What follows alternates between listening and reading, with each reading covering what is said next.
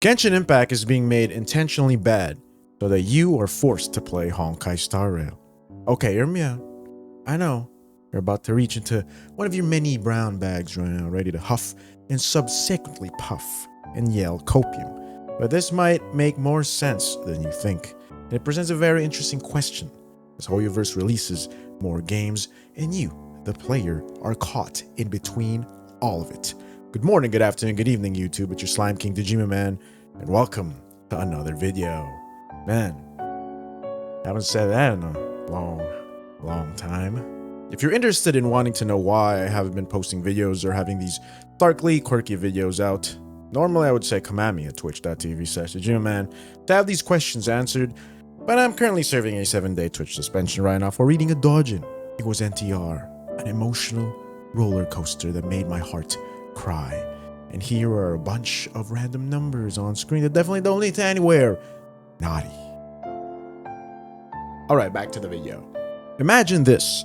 Hoyoverse runs an orphanage to their children that are their games.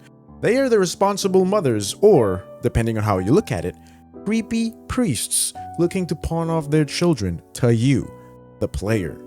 Their oldest child is GGZ at 21 years old. Nobody wants him now. No sense of fulfillment can be gained by adopting him. In fact, this G should retire right now if that's even possible. Honkai Impact is next in line. Her beauty and motherly nature to her juniors is befitting to be called one's favorite. However, when you peer into the deeper crevices of her body, you'd see scars and wounds contrasting her initial impression of perfection, a product of being at the wrong place at the right time. And the world was not kind to her till today. While Genshin Impact is the genius child that everyone wants, that everyone appreciates, that everyone wants to be, she can do no wrong and thus at times taken for granted. Lastly is Tears of Themis.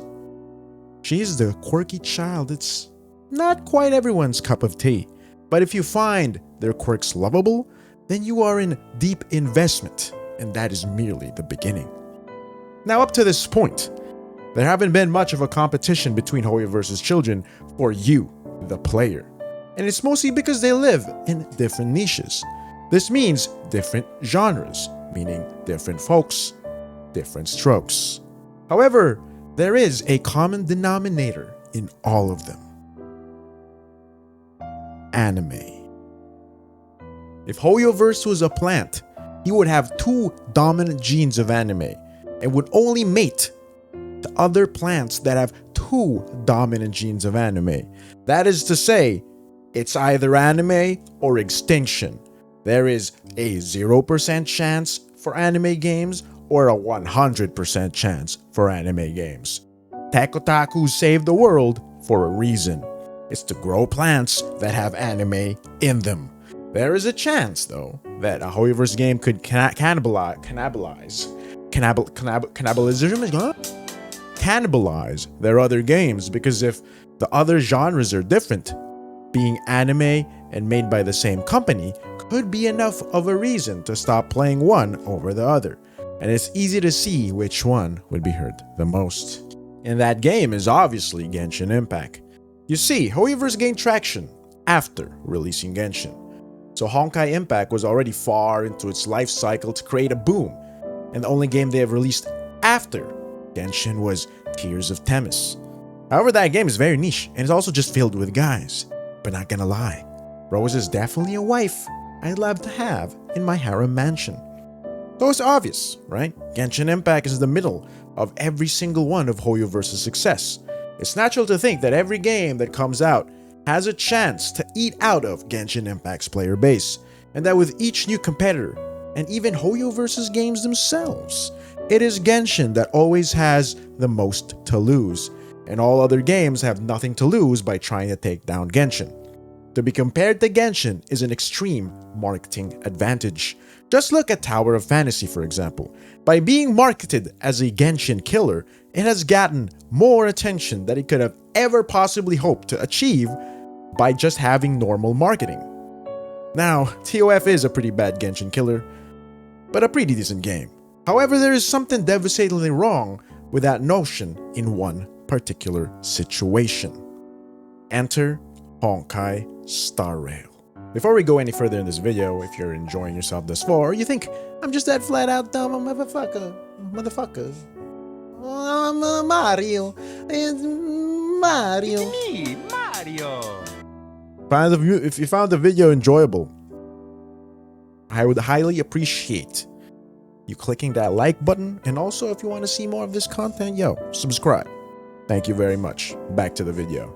In a situation where Hoyoverse is releasing their own game after Genshin Impact, it can go one of three ways. They release a product far outside the niche of Genshin, aka Tears of Themis, or they can release a product very similar to Genshin Impact, aka a clone, or they release a product adjacent to Genshin. There's a reason that Genshin Impact's game modes and style of play has not changed over the 3 years I've played it. It's because they want this game to stay in its own lane. Obviously, we are not getting a Genshin clone from Hoyoverse. However, what we can realistically get and are getting is a product adjacent to that. Honkai Star Rail. Star Rail mainly differentiates itself via its turn-based combat. However, people will still play simply because of the anime art style, and Hoyoverse's name is attached to it. They are our almighty overlords that created the most goated game of all time, Genshin Impact, after all. And it doesn't help that there isn't actually much at all to do in Genshin Impact these past few patches. And that is where Hoyoverse's genius has come through. Remember how TOF capitalized on being compared to Genshin so well? Well, Honkai Star Rail doesn't want that. Hoyoverse doesn't want that. Because they own Genshin, and that wouldn't help their prospects for a successful run with Star Rail at all. When an anime gacha game so similar to Genshin is released, most monkey brains will compare them immediately, even if it's two different genres entirely. It's human nature to be dumb. You just have to accept it or ignore it. And thus, Hoyoverse is in a one-of-a-kind situation whereby releasing a new game, they threaten their new game's chances because it might get cannibalized by Genshin instead. But Hoyoverse is a responsible guardian. They know that Genshin Impact is their genius little cash cow, orphan, that no matter what the child does, they know it will succeed. And because of this, Hoyoverse did the unthinkable. They did something that would scar the community, and its aftershocks are still felt today. Enter Dehya. Dehya? Why am I talking about Dehya? Oh, my friend, my little oblivious friend. This was the first domino to fall in Shumatsuban Hoyoverse's operation to make people play Star Rail. You don't know what happened to Dehya, or the uproar it caused in the entire community. There are hundreds of videos of it online, honestly, but the TLDR is Dehya is a shit character that was put on a limited event banner but was going to get moved to the standard banner anyway. And needless to say, this soured a lot of players of Genshin Impact, including myself, and in most cases, making me feel burned out for being so burned so often by Hayaba, Shikamo, Hitakana, Kimochi desu, yeah? It was ludicrous. We were, and still are, asking what Dehya did to deserve all of this. However, to Hoyoverse, this was merely the beginning. Patch 3.5 was one of the worst patches I've ever experienced in a long time. The events sucked. There was no new region, and most importantly, the new characters, Dehya and Mika, sucked too. And thus, the only semblance of content for this game, which was supposed to be Dehya and Mika, were not enough to make those 6 weeks even remotely enjoyable. And then 3.6 comes in with a new region, Baizu, Kaveh. However, there was something strange about this. Baizu was on the latter half of the patch.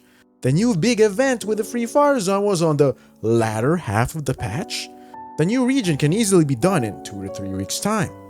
And now I sit here wondering, what the hell am I going to do in Genshin when even the characters don't interest me anymore? They're not coming until the second half of the patch, and have the entirety of Sumeru already finished.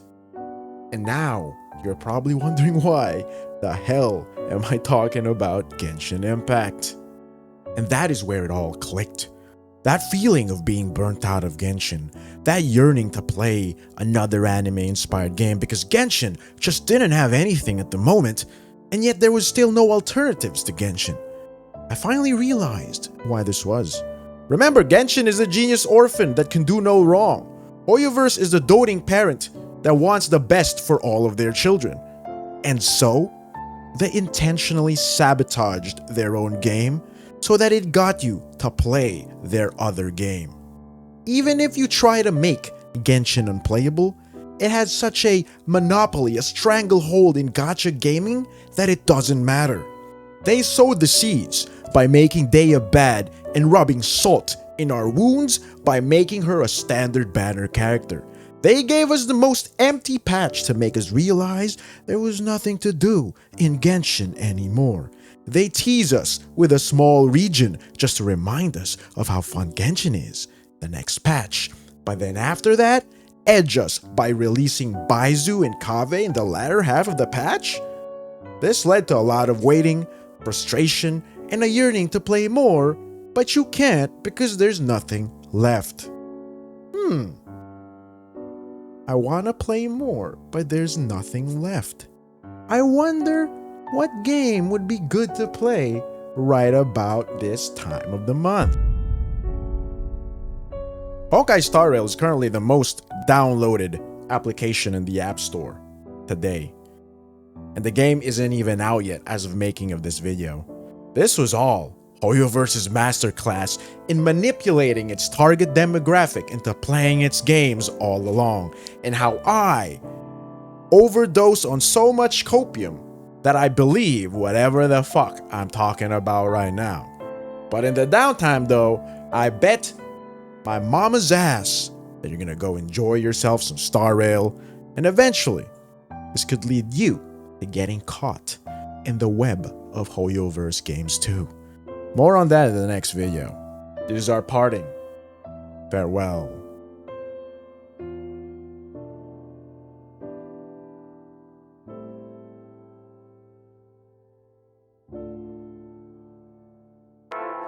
Slime King. Twitch. Discord. Celebratory Jackie.